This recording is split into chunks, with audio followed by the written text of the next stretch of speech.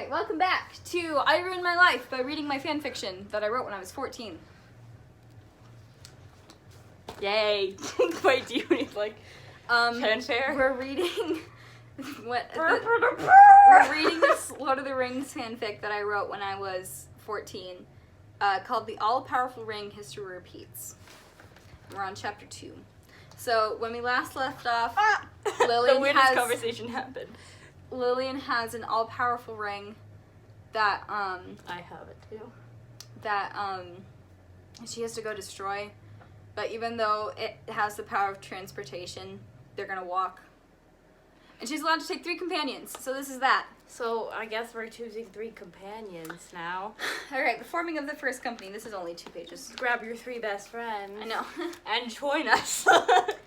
Lillian snapped out of her trance when she saw her friend Margin coming up That's the a walk. great name, actually. I really like Margin. Like, that, he is the best thing to have come out of this. Oh, frick. He's my Sam. Oh my gosh, basically. aren't they in love? Oh, fudge. So, Margin is...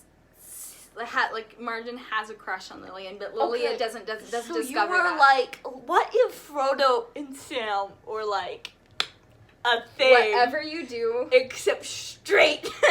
whatever you do, don't look up Frodo and Sam fan fiction. I will or not. fan art. Who do you think I am?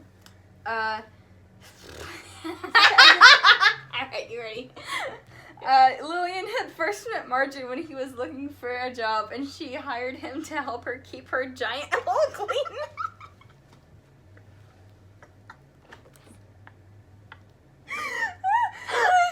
That's such bad phrasing. Thanks for that past grace.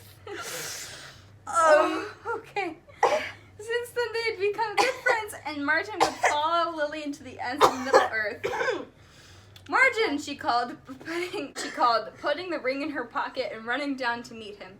Margin looked startled to see Lillian coming down the path. Miss Lillian, is something wrong? Margin asked. Mr. Frodo. I know, right? As Lillian grabbed his hand and started pulling him in, in toward her hole.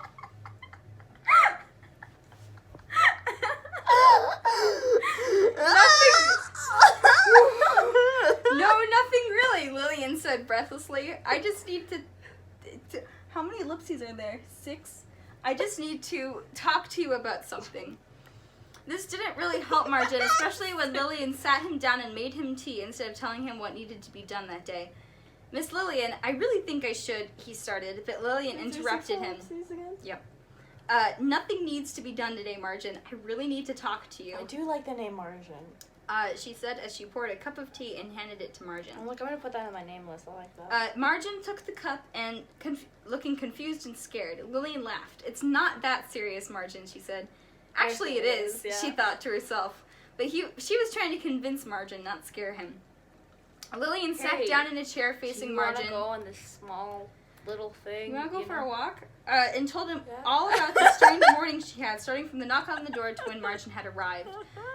When she finished, she said, "You know that this is on short notice, but will you come with me to destroy this ring? It would mean so much to me."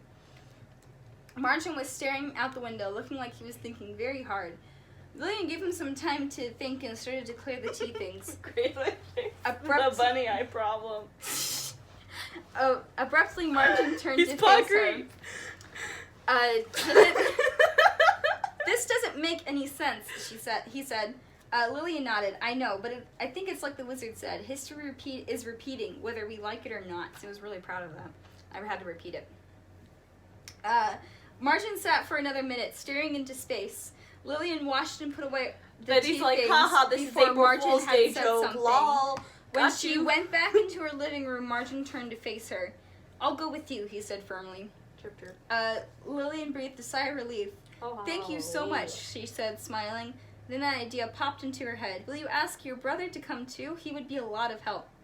Oh, so she's like, come on this adventure with me.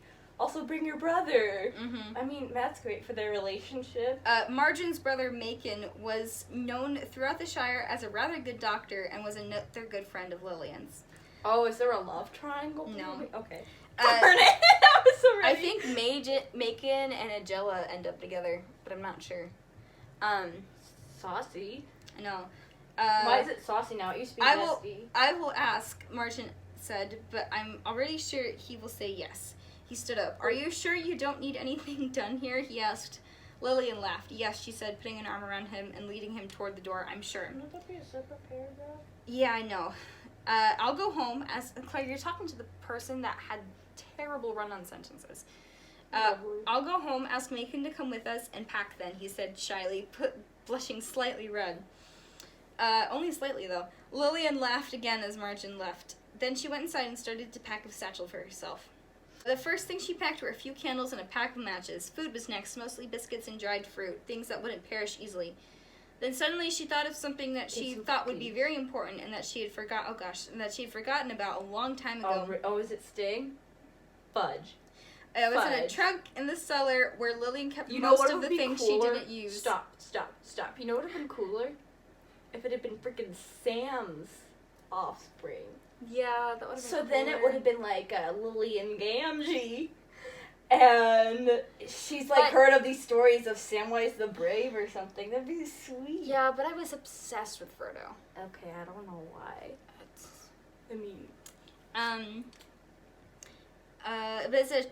It could be like learning about Mr. Frodo. I don't know. I know. It was in a trunk in the cellar where Lillian kept most of the things she didn't use. When she opened the trunk, it admitted to its new position with a creak and a puff of dust that rose into Lillian's face, making her sneeze. Achoo. In the trunk were some old clothes and capes, but at the bottom was what she was looking for. It was covered in a rag, dusty and dull from age. But what was in the rag was still beautiful, with the intricate elvish decorations on the handle and blade. It was hard to imagine that her ancestors had held this, fighting spiders, orcs, goblins, ring wraiths, or the creature Gollum. Lillian didn't know how she had gotten it. She didn't even remember if it had been given to her by the uncle that she had inherited. Creature that tries. In the second book, you should have put like this Gollum kind of Gollum-like creature who's just actually this really ruggedly, like, good-looking, handsome Aragorn type man who Lillian starts falling in love with. I did have a Gollum type creature in the second book. Frick! Okay. Was it Aragorn? So it says here that she had inherited a baggin from an uncle. I don't know. So the uncle is sexual backwards. She didn't even remember if it had been given to her or the uncle that she had inherited baggin from, or maybe a relative before him. All she knew was that Sting was going to go on another adventure. Alright, it's the next day. We're back. We're just going to pick up where we left off. We talked about keeping giant holes clean.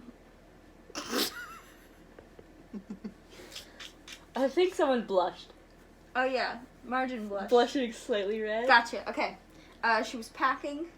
Oh, we got Sting. Sting.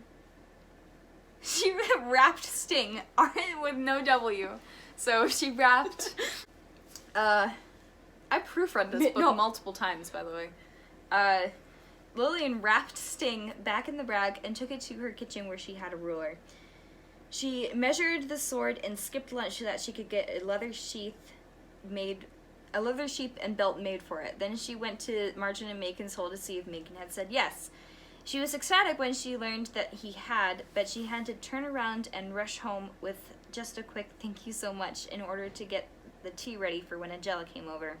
There's no, like, giant defining moment. Like, in Fellowship, they all are, like, there's a part where they're all like, Frodo, we know you've been planning on leaving. And so writer Grace now thinks about, like, why I just skip over that. That should have been dialogue. That should have been the biggest, That should have been a big because she has dialogue with Agella, and she has dialogue with Margin. But why did I just skip over Macon? What if the Macon person, Bacon, like, didn't want to, and so then she had to, like, convince him? I don't know. I know. Done some stuff with that. It's been a crazy... Shame on you, past Grace. I know, seriously. It's been a crazy day, she thought, as she set up the tea tray. When there was a knock at her door, she almost ran to open it, and when she did so, she opened it so quickly it almost hit herself in the nose. Oh no. Lillian, did something happen? Agella asked upon seeing Lillian's flushed face. Pawn? I bet you thought you were so cool using a pawn. Oh, and you know what I also used a lot? followed suit. I thought I was so cool for using followed suit I noticed all that I of the say time. Lillian, did something happen? Angela asked upon seeing Lillian's flushed face. No, not really, Lillian said, ushering her friend inside. Actually, yes, something did happen. Is it good or bad? Angela said worriedly. It depends on how you look at it, Lillian replied. Once they were both settled with tea, Lillian told the whole story of the morning all over again. But when she finished, Angela looked unbelieving. Lillian, I always knew you would go crazy. With all the time you spend inside by yourself, it was expected, she said. Seeing who your family was. Crossing her arms and shaking her head. Lillian almost boiled over. Do you want me to show you? She exclaimed, standing up. Actually, forget that question. I'm going to show you whether you want me to or not. She ran from the room and into her bedroom, where she had left the ring on her nightstand. Jeez. Oh, that's a great place. I know, that's a terrible place for that. You know. She grabbed it, put it on, touched the black stone, whispered invisibility, and instantly felt the strange sensation of ice water being dumped on her again. She ran out of the room and back into the living room, where Angela was sitting, muttering to herself. Lillian went behind Angela's chair and tapped her on the shoulder, making Angela whirl to look behind her to look for who had tapped her. Oh gosh. The run-on sentences are really breaking my heart. You should have just been like, and Angela turned around trying to find what had tapped her. Lillian pulled on Angela's bun, making her cry out. Lillian smiled through the pain of the burning on her finger where the ring was. Then she moved right in front of Angela and took off the ring. Off spelled with only one F. She took of the ring. She took of the ring. Now, do you believe me? She asked as she reappeared. Angela whirled around again. Her face was white. She nodded. I still think you're crazy, though, she said. Thank you, Lillian said sarcastically, rolling her eyes. Then she sat down and looked Angela in the eye. Will you come with me to destroy this, she said, holding up the ring. Angela looked determined. I will, she said, and Lillian sighed in relief. You don't know how much this means to me, she said. I do, Angela said, smiling. Hobbits would prefer just to stay home. And I know, the only reason any of them went is because A, they thought they were just going to Rivendell, and B, they were doing it for Frodo. I know. There's some serious unset-up loyalty in this book. I do, Angela said, smiling. That's why I'm doing it. Plus, I don't want anyone to do to someone what you just did to me. She should have offered to someone else to go, and then that person be like, no. Lillian smiled and hugged her. No. Yeah. I know, there could have been so much better setup. After Angela left... I think you were just excited. Lillian finished packing for the... Yeah, I was just trying to get this part out of the way and go on the adventure. Lillian finished packing for the most part and chose the outfit she was going to wear. It took a long time to find something that would be suitable for the journey, mostly because she didn't really travel, thus she had no use for a traveling habit. Oh my gosh. But she finally found one. This is all one sentence. Oh my gosh, this is all one sentence. That whole thing? It took a long time. Okay, ready? This is the full sentence. It took a long time to find something that would be suitable for the journey, mostly because she didn't really travel, thus she had no use for a traveling habit, but she finally found one. A wool dress that was a nice color purple that had long sleeves, thick black trousers that she had no idea how she had gotten them, but they fit her. Her warmest cape, which was a bright cherry red, and knit fingerless gloves that matched it. You know, you could have put a couple of periods in there. Yeah, I know. Like, I found like at least 3 places. Also, all of this was based off of stuff I have. Yeah, you were totally Lillian. Does she have red hair? Yeah. No, you said it was No, auburn. it's like auburn reddish. I'll show you the concept art. She also had her belt with sting on it, and she put her satchel on it too. She ate a quick supper and went to bed early, but while she was lying there waiting for sleep to come, an idea came to her. Oh gosh, she sat up and said out loud, "We are company, and that is what we should call ourselves." Satisfied with this statement, she fell asleep quickly. See, I would write the chapter title first and then try to make the chapter fit it. I write the chapter and then I go and see. I know, seriously. That's how I got the. Oh my gosh. All right, so this is Lillian. So that's her in her purple dress with her Look at her very little feet. with her red cape. The And fingerless gloves. Her furry feet. Why would she wear a dress on this journey? What do you mean engagement? No, we're not gonna talk about that. Here's Margin. Does she get engaged? Yeah. Her and Margin eventually get engaged. Spoiler alert. He looks so derpy. He kind of does. Here's Macon. Bacon. I like him a lot. I feel like I don't know who the heck Macon even is. I know, seriously. He's kind of my plan was to develop his character in the sequels, which never happened. I mean, that's like a Merry and Pippin. Ooh, I like Agella. Here's Agella. She's cool. She looks evil. I like her cloak. Oh, my gosh. This is my Legolas. Legolas stand-in. We'll meet him later. His name is Makalet. He just looks like He looks like he's ready for like action. a clown. This was also, I'm still kind of obsessed with red hair, but I was absolutely obsessed with red hair when I was 14. You were. Here's Elot. So here's my wizard. And he's got like, see, the bottom of his robes are muddy. See? See what you did there? And See what you did there? And there's a hole in his hat. See what happened? See how smart she is? Oh, here's my villain. Here's the evil elf person? The evil elf. You know what would have been a lot cooler? His name is Aslan. Wait, he's got a freaking scar there. I know. No, show the scar, show the scar. This is gonna get you demonetized. I think we're already demonetized by Lillian's giant hole.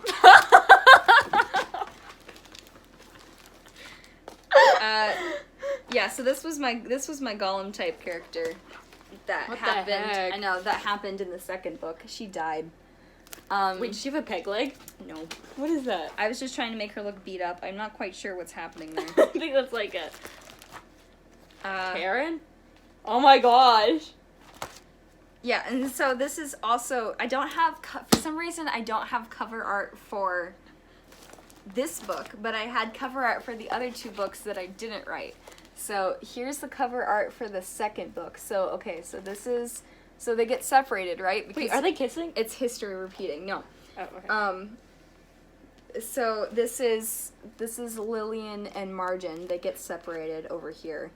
And then this is Macon and Agella over here, and I think they actually meet Aslan, which is what that is. And then